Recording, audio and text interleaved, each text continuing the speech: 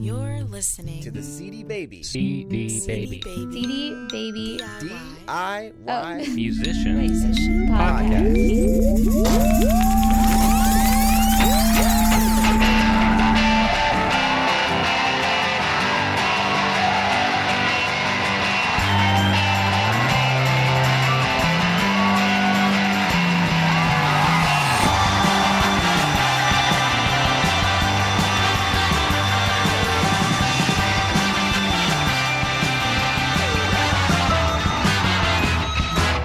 Hey there, and welcome to episode number 105 of the DIY Musician Podcast. My name is Kevin, and joining me for kind of a light roundtable, because we're missing one person, is The Bolt. Hello. We should have had Chris here with us, but he got stranded in Snowpocalypse 2010, 2011. Oh, right. What's this Back happening east. on the East Coast? Yeah, he was supposed to fly back on Monday, and he got stranded for a whole week. Luckily, he's with family. But, Oh, wow. So, yeah, he's not able to make it, but we're going to press on because we've got the whole end of the year themes going right now and the predictions for next year, and it just wouldn't be the same if we waited another week or two. The podcast must go on. That's right. Even though this past fall you might think differently. We've been a little light. We don't want to, We don't inundate you Yeah. with too many helpful hints and too much great indie information. Yeah, that's right. But we still have some good content to discuss, and we have some great phone calls coming up at the end. But first off, I wanted to do a quick little recap. Not really recap, but people had asked about how my trip went. I went to Cambodia and Vietnam with some musicians from my church, and it was great. I think one of the biggest things I learned right off the bat is that even though your amp may plug into a 220 outlet, it is not built for 220. Oh. And we brought this little Fender amp with us, brand new. Oh, no. Little Fender Champ that was one of those newer ones that has some effects built in, and thought it'd be a great little amp for all the stuff we were going to do there. Somebody plugged it in, turned it on. There was no sound effects, but it still does not work. I think it's being repaired here in the States. But so that kind of led us to searching Phnom Penh, Cambodia for a replacement guitar amp? Wow. Yes, which was quite the experience. You end up finding one. Yes, we did. We found a little Marshall. And the funny thing is, well, first off, it's not like going to Guitar Center here in the States. This is a third world country. And, it's a city area, and they put all their little shops that are similar in the same area. So all the music stores were in this general location. And so we're running back and forth across the roads, which there really are no rules to the road for driving. So that was a challenge, just in crossing the road. But we'd go to all these shops, and some of them would have some very nice guitars. One of them had some really nice Gibson guitars, but none of them had guitar amps. And if they did, they were really small. And I know it's hard for them to get American-made amps and things like that. Right, the bigger stuff is more to ship. We finally found this one Fender amp. I'm like, perfect. The guy wanted to charge me more than it would be to buy it new in the States, and it was this old beat-up amp. So we finally ended up with this little Marshall amp, and we ended up doing a lot of little stripped-down acoustic sets, and where everyone would be playing acoustic guitars, and I'd have that little amp and play electric, and we had a djembe for the drummer, and so it was a lot of fun. Did a lot of things in conjunction with the organization. We were over there with Medical Teams International, and that was in Cambodia, and World Concern in Vietnam. So it was a good trip. I was ready to come home, though, and get some food that hadn't barked before it was served to me. But it was definitely a musical adventure. That's great. Tour of Cambodia. That's right. And northern Vietnam, which they had government officials observing everything we did in Vietnam. So that was something new. Yeah. But anyway, today's episode, we're going to recap some of the top news items of the past year, things that were big stories, kind of see what we think about them now, and then round things out with some of our thoughts of where things might go in the coming year. I know we've had predictions in the past, some that have come true, maybe a couple years after we made the prediction. Right. But we'll do that, and then we've got calls that we'll finish up with. Well, where did my notes go? Here are my notes. So we've got some of the notable stories. I'm just going to run down the list of some of the things I grabbed, and we can discuss. First off, something that's relatively new that I think is going to be a decent development is that iTunes upped the 90-second, up their sound clips to 90 seconds. Oh, right. Yeah, that happened recently. They didn't make a big deal about it, but I think that was a pretty big deal. It makes the Preview All feature a whole lot more worthwhile. And we actually got an email from an artist who was concerned about the 90-second preview clips. And it's funny because at CD Baby for years and years and years, we had 2-minute clips. Yeah. And people loved us because we had 2-minute clips. And some artists, had reservations saying we were giving away too much of the music. And that still was from the era of you went to a CD store and bought an album blindly without actually listening to it. Right. But this artist that emailed was concerned that iTunes is giving away too much of the music. And personally, I don't think so. It does make it nice to actually sample more of the song. And I don't think it's going to have a negative effect, at least. 30 seconds was always way too short for me because I do buy songs on iTunes and, you can't get a sense. I'd have to go somewhere else to listen to the song, YouTube or, Pandora or some streaming station to listen to the song so I could decide whether I wanted to buy it or not. And I think iTunes is just wising up to that. They'll sell more music if people can listen to more of the song. Yeah, and, I'd rather have people sampling more of the song in iTunes where they can click and buy than, like you mentioned, on YouTube where they can't necessarily click and buy. Right. So, but yeah, iTunes, usually whatever way iTunes goes, other people follow. I'm hoping that we'll be able to follow soon here at CD Baby. There are some behind-the-scenes issues that have to be worked out, but I'm hoping that we can follow suit. And that was kind of the reason we shortened quiet thing that got launched that I thought was a big deal. The reason why they're short to begin with is not because so much that companies like us or the artists don't want to have longer sound clips, is because the licensing companies and the royalties have to be paid and the basic red tape. Yeah, and a lot of that is still kind of being ironed out and solidified. And iTunes is a big behemoth that can handle lawsuits, where other companies like ourselves, we try to avoid them. So, right. so whatever iTunes, and those kind of, and Amazon and those companies figure out, that's where usually the industry goes. Speaking of Apple and iTunes, there was 2 other big news items this year, one being Ping and the Beatles launch of their catalog, both kind of lackluster announcements, actually.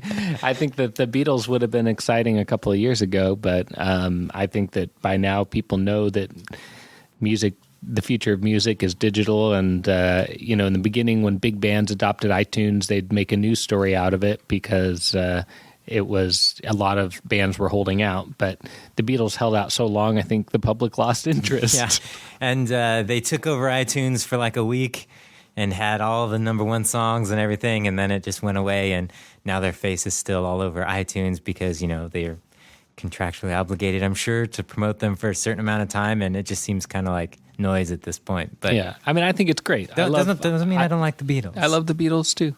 But, and Ping, I'm kind of surprised that Apple launched such a flop. And it seems like they're going to hang in there with it.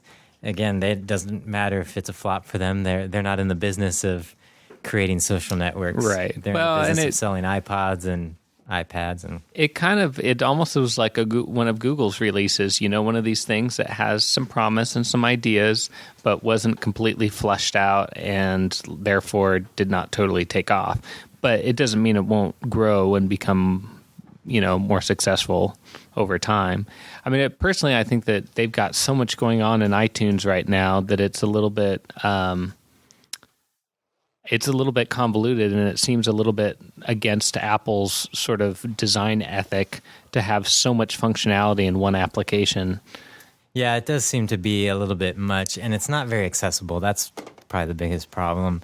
And it just wasn't a very solid launch. They didn't have any user base at all when they launched it. And so you're just kind of looking at a blank screen and nothing really of interest there. And the problem is you cannot base a social network around mainstream artists. They are not on Twitter and Facebook. They may appear to be, and some of them actually are, but a lot of them it's some intern tweeting various things, or they just tweet once a month or something that's not enough to build an interest in a social network and following that artist, you know. What would have made more sense to me is if Apple launched its own social network that tied into all its other media producing avenues, you know, through music and movies and everything else all the content that they're aggregating, podcasts. If all that was a part of a social network, but it was a social network first and not a music related service first, which I think is kind of what it definitely narrows down the user base, and I think people just didn't know what to do with it. Yeah, it would have been wise to release it as a separate application that tied in various things. That probably would have given them more room to grow. But we'll see. They're not going to give up on it yet. Moving right along, some of these we're going to hit pretty fast. LimeWire was officially ordered to shut down. I'm not a big peer-to-peer file share person at all, and so I didn't really follow it that closely. But I know it was a big deal for other file sharing services, and they're all going to be next. And I'm sure the lawsuits will continue and the appeals will continue. But that was a big news item. I may or may not have been known to file share in my time. I'm not admitting anything on the air, but I think that shutting down those services, that fight is just kind of. I don't think it really helps anybody. I mean, I guess maybe it makes some lawyers some money, but I think that the Netflix is a perfect example of how you can combat file sharing by offering a service that people like and are willing to pay for. You know, like people, it's a pain in the butt to steal a movie via BitTorrent or via, you know, because it takes so long to download. The quality is horrible. You don't know what you're going to get. You might end up with a virus on your computer. When you can pay $10 a month to watch all these movies online through Netflix, it's people would rather pay. Yeah, and you and I discussed over lunch the other day the benefits that the movie industry has in this arena over the music industry. And one of the things I said is that, you know, the music industry for years and years and years, it's been that you own your music. Right. And so you've got that tradition that people like to own their music. And usually how them buying music, you know, or touching music for the first time, that process usually starts differently. Where movies comes from a different history where you never owned movies until, you know, the mid-'80s when VHS tapes come out, and then people start owning movies, but then it quickly shifts to rental. Right. And so most people don't buy every movie they see.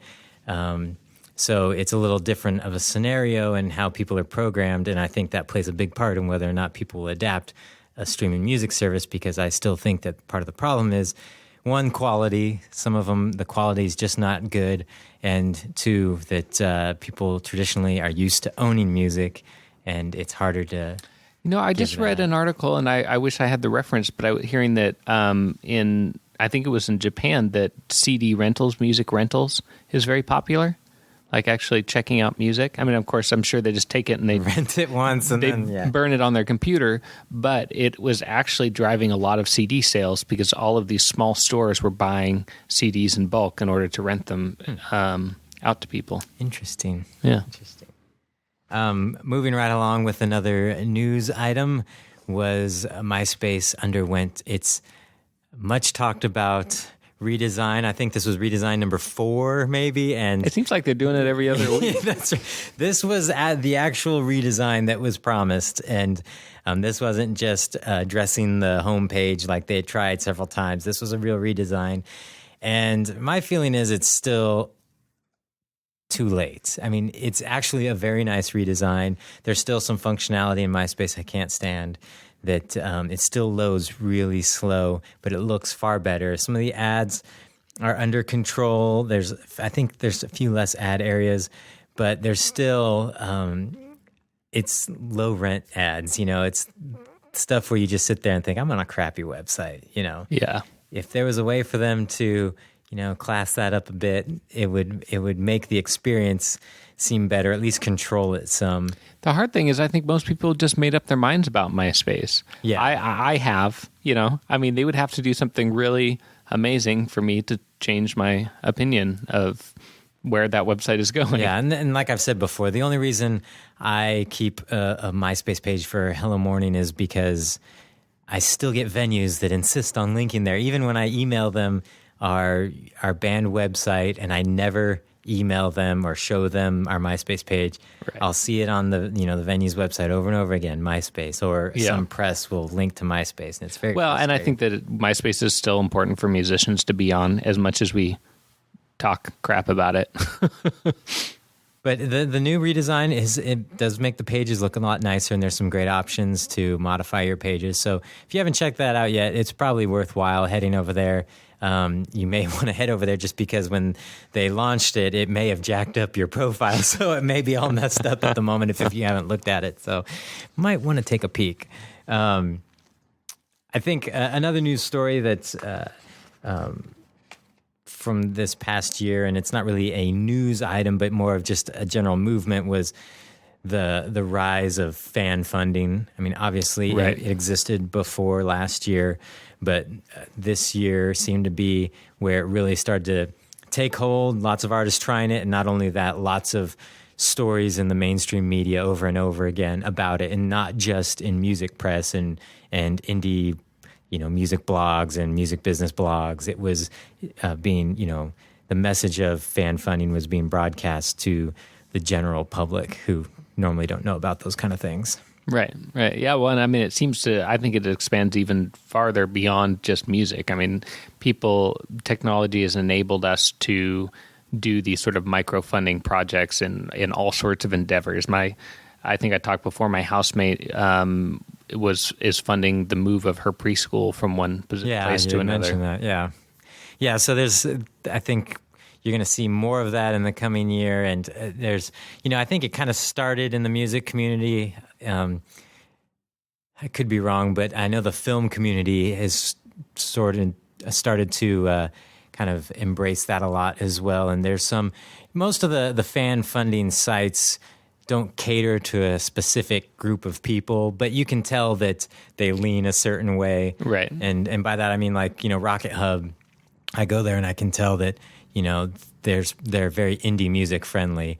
But then there's some, like, I think it's called Indiegogo, that's very film oriented. They have other projects on there, but you can tell that the people that started it, that was kind of their passion. So I think you're going to see those continue to people to find their niche audience, and have, sites that, instead of catering to everyone, start to focus in on, this is the site where you fund indie musicians and not indie everything. Right. So I could be wrong, but we'll see. So that was a common theme this past year. Another a theme I would say from this past year is, YouTube. I wrote down YouTube goes mainstream. and somebody would be like, what the heck are you talking about? But what I'm talking about is that this year you saw a noticeable infiltration of YouTube videos used with, like, mainstream promotion, products that normally wouldn't go to... Oh, like on TV and stuff. TV and things like that, where this year really, with, like, the Old Spice guy, YouTube became a really integral part of that campaign, and taking a lot of YouTube videos that were really raw and unprofessionally made, and taking them and using them in mainstream promotion in a way that normally would be glossed over and redone. Yeah. And you saw Pomplamoose this Christmas season. Everywhere you turn on the TV, you'd see them over and over again. Really? Yeah, they're doing a Hyundai ad, and I've seen them a bunch. Wow. And, I credit their appearance on our show for all their success. Exactly. But so you've seen YouTube kind of, they're YouTube stars, basically. That's how they gain their popularity. And now they're being featured in a major nationwide campaign through the holiday season, being played tons of times. But I do think they broke their rules in making the video, because I don't think it's a true video song. But the funny thing was, I was sitting there watching football with my nephews, which are teenagers, and that commercial came on, and I looked at him and I said, I actually interviewed that guy on my podcast. And he looked at me like, I have no idea what you're talking about. I was like, never mind. So Was he like, I don't know what a podcast is? I think he knows what a podcast is.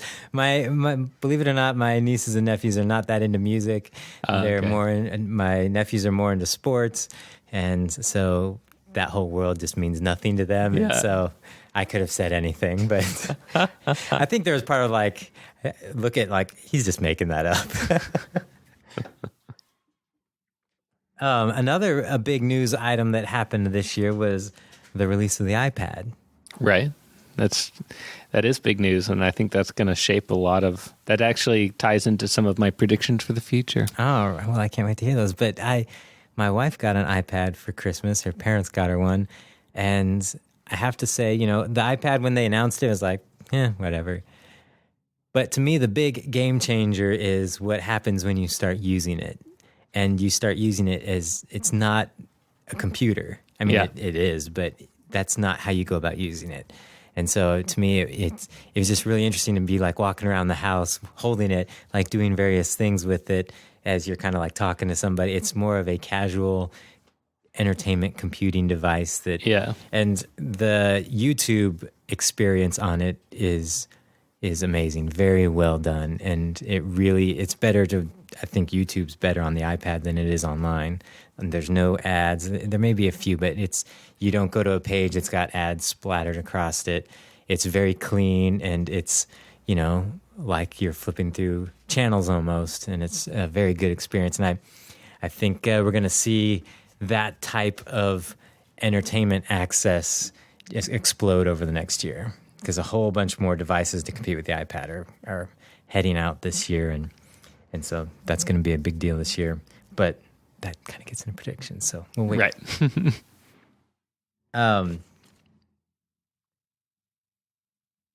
Getting offline, there's been lots of talk about how this past year that the concert ticket prices have hit their ceiling, and that there's only room to go down now at this point. Yeah, I've never paid for any of those inflated concert prices. I can't afford it.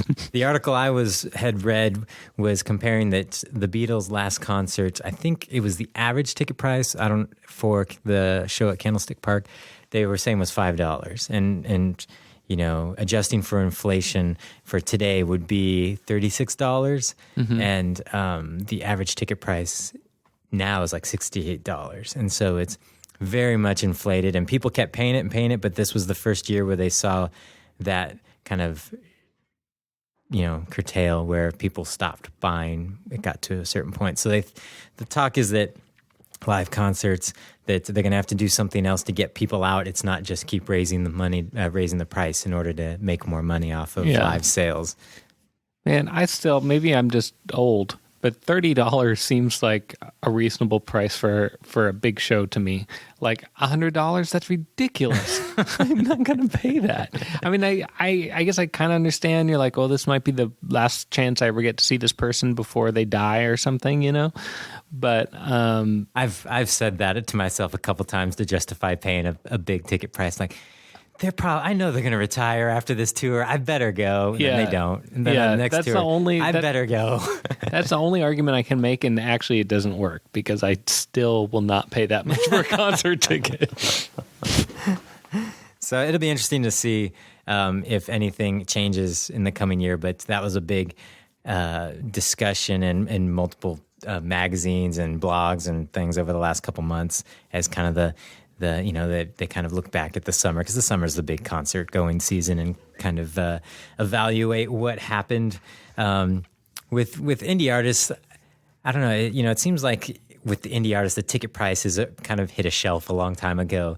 It seems like 10 $12 is the max I see here in town for a local band, even an established local band. Yeah. And when it jumps above that, it's usually them opening for a national touring act. Right. And if it goes, very rarely do you see somebody charging more than like the $12 price point. And if they do, it's usually a benefit concert or something special. So for the indie artist, it seems like that's hit the wall a long time ago. Finally, my last news announcement that I have here from this past year was the announcement that Google Music would be live by the end of 2010. Well, today's the 30th, so they've got one day left.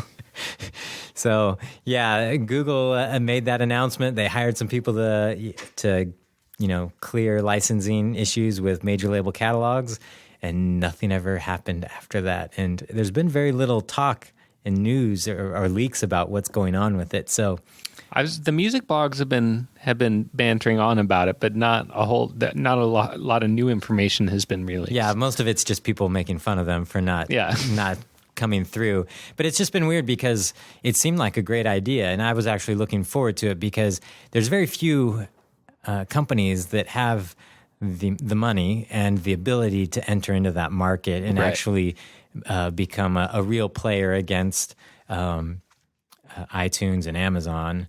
And it just seems like, for the retail space online, especially for entertainment, Amazon, iTunes, and Google are going to have the death match, in the coming years. But I was just surprised that they just kind of let it go. But I know I've read about Google, and their business culture is completely different, and it's kind of cool. They launch stuff and it doesn't work out. They don't care. They launch stuff and it takes off, and they're fine with that. And they do a lot of research and development on products that don't fly, and they find the ones that do. So we saw that with Buzz. And there was something, Google Wave. They shut down, and some other things like that. So I know it's not a dead issue, and I was kind of looking forward to it because I wanted to see what their crack at a music service would be. And, there's a lot of other music services that are hanging on, but it seems like, Amazon and iTunes are the ones and that people talk about where purchasing music is the, main function. You see like Spotify and some of those other services get a lot of buzz as well. But anyway, so that was the big disappointment of the year, the big, announcement. I think it was back in the late spring, and it never happened. So we'll see. My big disappointment was I never released the album that I wanted to. But that's my New Year's resolution. Yeah. So how's that coming? I was going to ask you about that. I've been mixing it on my own by my lonesome in my room and in the evenings. Okay. I haven't had a whole lot of help, which I'm a little bit resentful about, but it's near the mastering process, so it'll get put out probably in a few months. Yeah. If I'm being reasonable. That's why with our band, I'm like, this is the date. We're done after that. This can't drag on. It's been a drag on. I just had a couple predictions. We can move through those quickly and then get to the calls. My first prediction was that Google Music will arrive in 2011. Yeah, I think that's a pretty good bet. But you never know. Well, I forget what it was that we talked about. A podcast episode from the fall of, I think it was like 2007. We said the Beatles would be on iTunes by Christmas, and someone was listening to it this fall and was like, you guys are amazing, and then realized that the podcast was 2 years old. Well, so yeah, I think we'll see Google Music show up this year.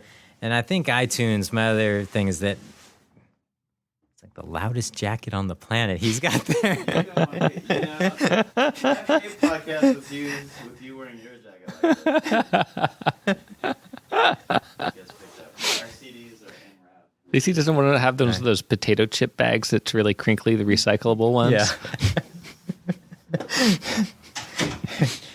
So I think my prediction for iTunes this year is that that they will finally make some sort of movement into the cloud. I think the iPad is the perfect device to use some sort of cloud-based music service. And of course, they're going to want to be the one to provide the best experience for the iPad. And so I have a feeling that that'll be coming this year.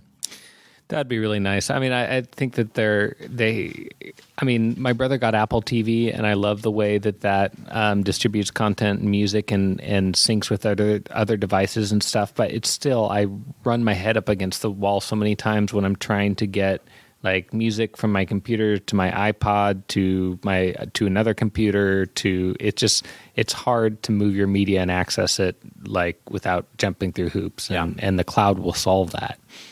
Yeah, and I think why I'm interested in what Apple will do is I want a cloud-based system that supports both streaming and ownership. Right. Not just one or the other. And so I'd be interested to see if they come up with something like that. That's why I was kind of also interested in what Google might pull out, is that because streaming services that just stream on their own haven't seem to be very profitable long-term for the companies, but also for the artists, especially independent artists. And so a service that supports both, I think the independent artists would still benefit more from a service that has buying music as a big piece of how you experience the music. Yeah. I'd feel a little bit safer having my music on Google servers than the hard drive that I've had for about 3 years. That's true. They back them up constantly. And there's some even here in Oregon, so you could drive out to their complex here and look at the servers to know that your music is safe. Are those your predictions? Do you have one more? No. What do you got? Okay, here it is. The Bolts predictions. The Bolts prediction for 2011. Well, I think that probably this is, some of you may say, yeah, no duh. But I feel like entertainment in general is moving from the computer to other places. And I think that movies, music, like you were saying, the iPad is a great way to experience YouTube. It's a great way to play video games. I think that where we went, there was a lot of entertainment that was on the computer because you couldn't do it on a TV.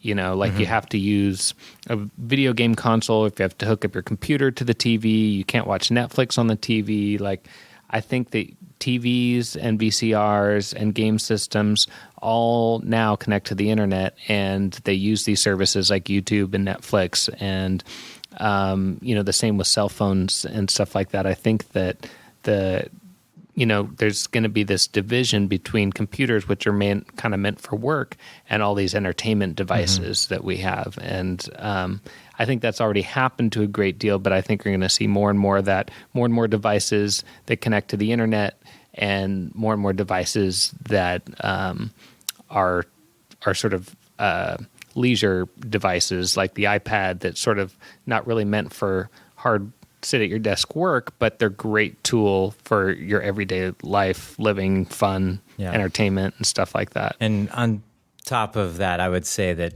I think my last prediction would be that the industry as a whole will shift more towards video, and that's another duh. But I mean, in the sense of how you make it involves video.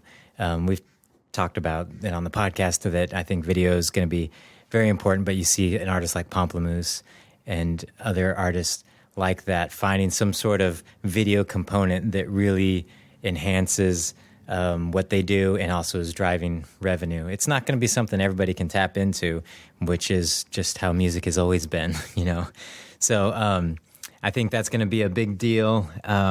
We are running short on this card that I'm recording to, so we probably need to keep moving along. And but I was going to say, if you listening have any predictions for what the new year might hold, please email us or call our listener line at 206-426-5683. And, we've got podcasts in January coming up where we'd love to play that. I mean, it's still not too late in January to talk about what the coming year may hold. I'd like to hear what you think might happen as far as the industry as a whole, or just something a little bit more micro, like in your little career for as an independent artist. And when I say little, I don't mean because you're little. I was going to say little. I mean and little as in just you. As in indie. As little as in outside of the scope of the industry as a whole. Like your little corner of the world. In your segment. Yeah. Your little dirty corner of the world. No. They know what I mean. Hey, if we get hate mail, that's good too. As long as we know you're listening, that's all we need to know. Send those on over. I think it's going to be a very interesting year. I know it's going to be a very interesting year in my own personal musical pursuits, and I'm excited about that. And I think it's going to be an interesting year here at CD Baby. And Chris might actually release an album this year. It's true. Too. It might happen. So, so we'd love to hear what you think, and then maybe even any stories that you thought were big or duds for the past year. But we've got some great calls. So we got 3 coming right up in a row. So let's get to them. Hi, you guys. This is Lisa Lynn from San Francisco calling. You have done it again. I love your show so much. You did a little bit about how when I put my baby CD up on CD Baby, it sold a ton, and I bought a house, and you did a little feature on that before. But I'm very happy to let you know that you have done it once again. I listened to your show about Sound Exchange, and I thought, I have a lot of people tell me, I heard your music on XM radio, and I was kind of clueless about it. So I went there, I filled out all their forms, and I just heard from the guy today, there's $9,400 waiting for me that they're holding. I cannot believe it. I just got off the phone with him. It's for real. We're doing the rest of the paperwork, and I wouldn't have done that if I hadn't heard your show. So thank you again so much. You do such a great service, and I'm really, really grateful for all your efforts. Again, my name is Lisa Lynn. My website, lisalynn.com, lisalynne.com, and keep up the great work. Thank you. Happy holidays, fellas, from Dan down here in Phoenix. I was just listening to your latest Roundtable where you were talking about people streaming their own music around the clock to try to get paid.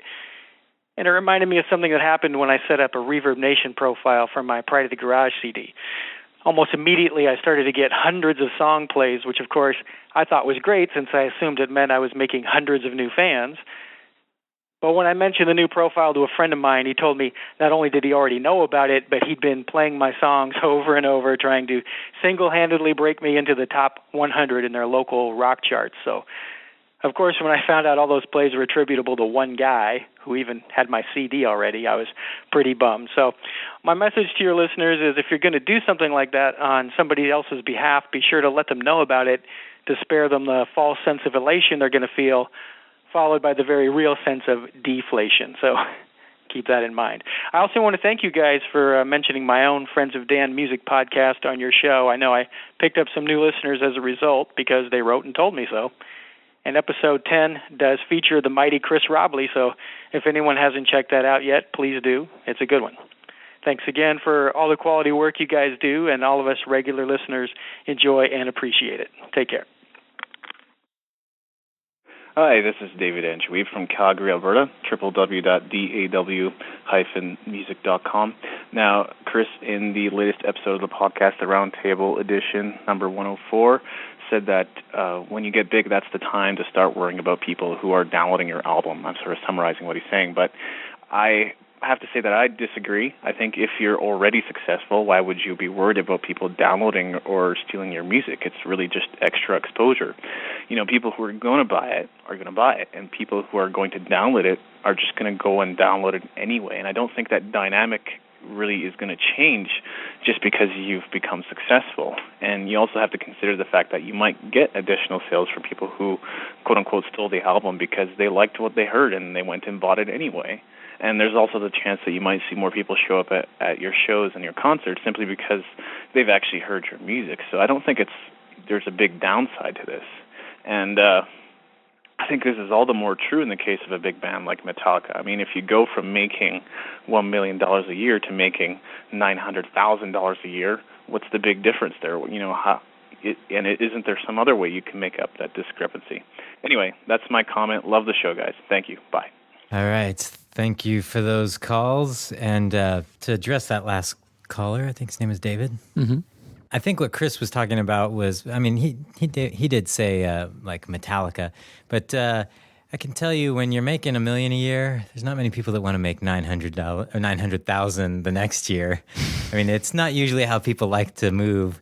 And you know, when you get to a big band like that, and I think that's more along the lines of what Chris was talking about. He's not here to defend himself, but it's you have so many people involved. It's more of like your band's a corporation, that it's not just you making music, making money. Some instances, I'm sure it's still that way, but a lot of people, they become like this giant brand. There's lots of people getting paid, and you know, Metallica may generate this income, but it's not all going to them. Right. And so it's a little more complex, and in that situation, that's where you're kind of wanting to hold on to your copyrights and make them work for you as much as they possibly can. I don't think that, I'm not saying that what David was saying is a bad idea as far as like, you know, people finding it for free and discovering it, but that's just, your mentality changes when big money is on the table. Metallica annoyed the heck out of me with all their press conferences and all the things they were saying. They really annoyed me. But if you were to think of it as maybe think of a more benevolent band in their position as a corporation, when a corporation makes a significant less amount of money during the year, like programs have to get cut, people can lose their jobs, like, you know, unfortunate stuff happens. And when, you know, I can see why, you know, that would be a bummer for a company that was doing really well to suddenly find out that, you know, they weren't doing it because of this one thing. Yeah. But I also think that Metallica is blaming technological advancements on their suckiness. On their suckiness. And sometimes you just have to be more creative, and the more creative companies that know how to make money better succeed. Yes. But enough about them. Lisa Lynn, I'm gonna have to. I think she owes the podcast. We're gonna have to start getting royalties from all the money we're making her. But that was a great story. Yeah, that is awesome. That's why it's really important. Go to Sound Exchange, check it out. You may have some money. I mean, Lisa plays harp, and so it's not just like pop rock bands that happen to be, the flavor of the month. It's musicians of all kinds that could have money waiting for them there and be getting plays in places that you don't really know about, and then you find out that Sound Exchange has been tracking those and owes you money. So it's very cool to hear that it's real dollar figures from real artists. And I think Lisa needs to buy a lottery ticket or something. She keeps like having these big windfalls. 9,000 is nothing compared to what the other one was. I know. And I loved Dan's call.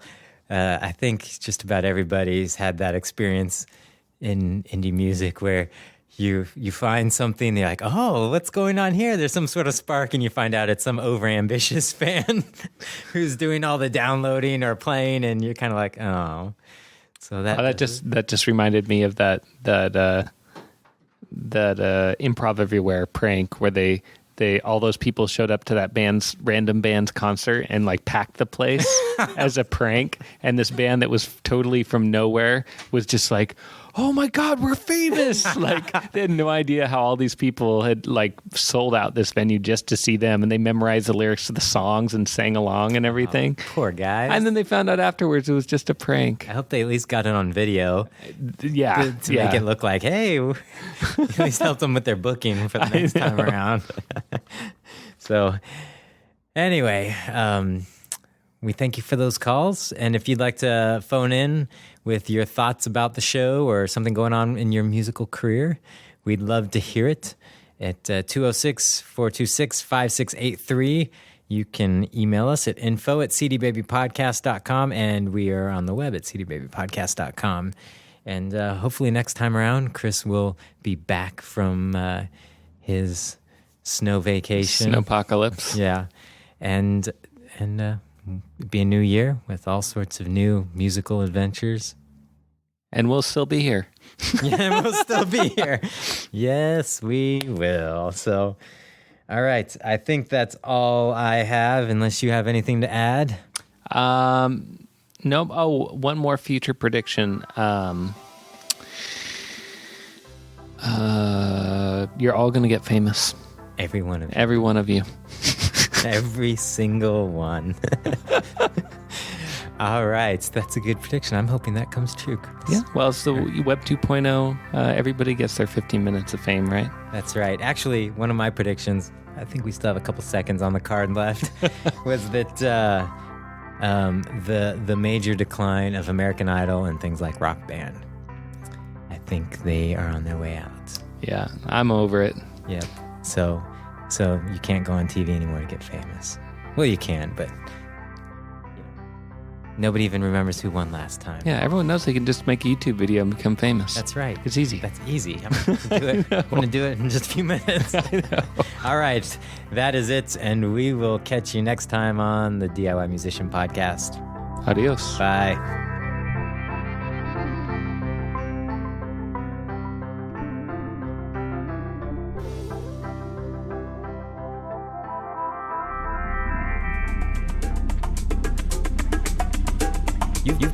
You've been listening to the CD Baby DIY Musician Podcast, broadcasting from Portland, Oregon, USA.